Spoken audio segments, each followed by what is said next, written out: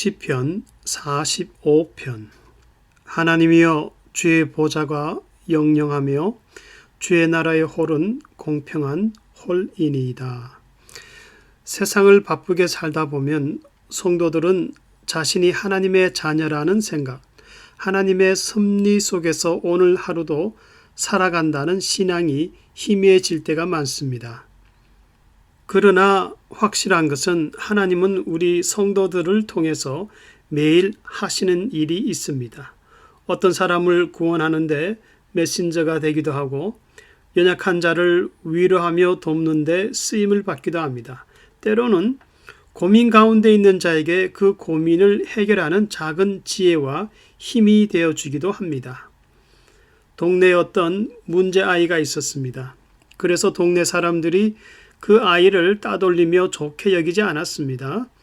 그때 어떤 나이든 할머니가 그 아이의 어깨를 쓰다듬으며 하는 말이, 얘야, 너는 아이들을 모으는 재주가 있어 하고 칭찬을 해 주었습니다.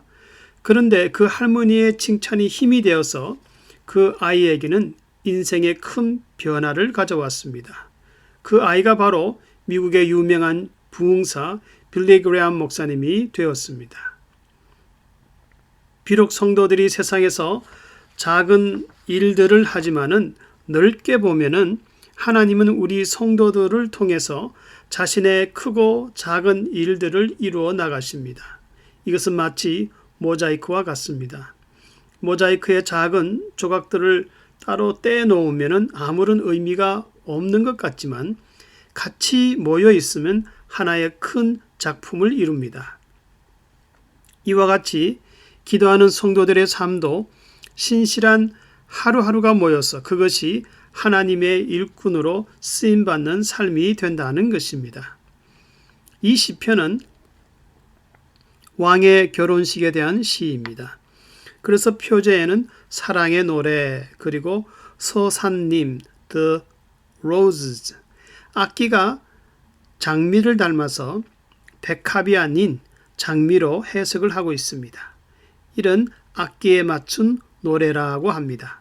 여기서 역사적으로 어떤 왕의 결혼식인지는 알 수 없지만은 그 왕은 특별히 자기 중심에 모신 왕이었습니다. 그리고 그 왕은 온 세상을 공평으로 다스리며 영원히 찬송받을 왕이라고 말씀하고 있습니다. 그래서 이 시편은 단순히 인간적인 말을 하는 것이 아니라 그 너머에 있는 영원하신 하나님 메시아를 나타내고, 그리고 메시아의 그 결혼을 예표하고 있습니다.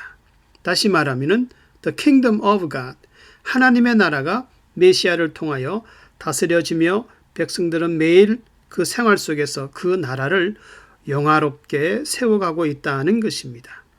그래서 성도들은 이 세상에서 그리스도의 왕권, 그 통치를 인식하며 살아야 합니다. 성도들이 교회 밖에만 나가면 고아처럼 나는 누구인가 하고 나약해질 것이 아니라 이 세상은 하나님이 다스리는 나라임을 알고 살아있는 믿음, 그리고 그리스도의 신부로 주님과 연합된 삶을 살아야 할 것입니다. 주님과 연합될 때 2절에서 왕은 인생보다 아름다워 은혜를 입술에 머금었다 이렇게 말씀한 것 같이 하나님은 성도들을 완전한 인격과 항상 흘러나오는 은혜로 인도하신다고 말씀합니다. 그뿐 아니라 칼을 허리에 차고, 즉 어둠의 세력과 싸우시며 왕의 살이 염통을 뚫음으로 대적을 멸하신다고 말씀합니다. 그래서 6절에서는 주의 나라의 홀은 공평한 홀이니이다. 즉 하나님의 공의로운 통치가 앞으로 이 세상에 이루어진다고 말씀합니다. 이것은 불완전한 세상 나라와 전혀 다른 의로움과 영화로움이 가득 찬 앞으로 있을, 그리고 현재 이루어지는 메시아 나라를 예언하는 것으로 성도들이 소망 가운데 늘 바라보아야 할 나라입니다. 그리고 하나님의 이런 통치 가운데 신부로서 성도들이 가져야 할 태도는 10절과 11절에서 이렇게 말씀합니다. 딸이여, 듣고 생각하고 귀를 기울일지어다. 내 백성과 아비 집을 잊어버릴지어다. 그리하면 왕이 너의 아름다움을 사모하실지라. 저는 너의 주시니 너는 저를 경배할지어다.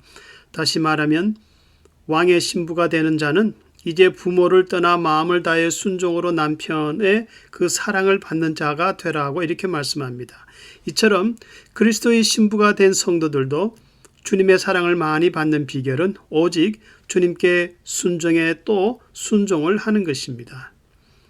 우리 성도들이 여러 가지 환경 속에서 하나님의 명령대로 순종하려 할 때는 많은 어려움이 있는 것이 사실입니다. 하지만 15절에서 저희가 기쁨과 즐거움으로 인도함을 받고 왕궁에 들어가리라 함과 같이 성도들은 순종 후에 하나님과 연합되는 축복을 꼭 누리게 됩니다.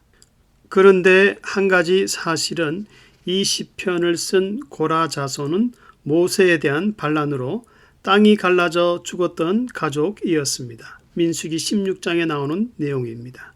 그러므로 시편 44편 25절에서도 밝히기를 우리 영혼은 진토에 굽으리고 우리 몸은 땅에 붙었나이다.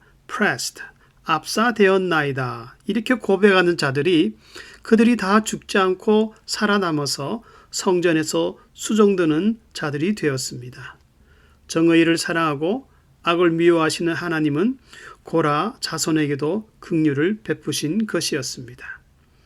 불순종 가운데 순종의 자손으로 살아남아 메시아의 구속과 사랑을 찬송하고 있습니다. 그런데 이러한 모습은 불순종하던 우리 인간이 그리스도의 신부가 되어서 이제 하나님을 찬송하게 된 우리의 모습과 똑같습니다. 성도님들 가운데 현재 하나님께 순종하기 힘든 어떤 문제가 있습니까? 하나님이여 주의 보좌가 영영하며 주의 나라의 홀은 공평한 홀이니이다. 성도들이 하나님께 대한 하루하루의 순종은 자신의 삶을 아름답게 세우는 작은 모자이크 조각들과 같습니다.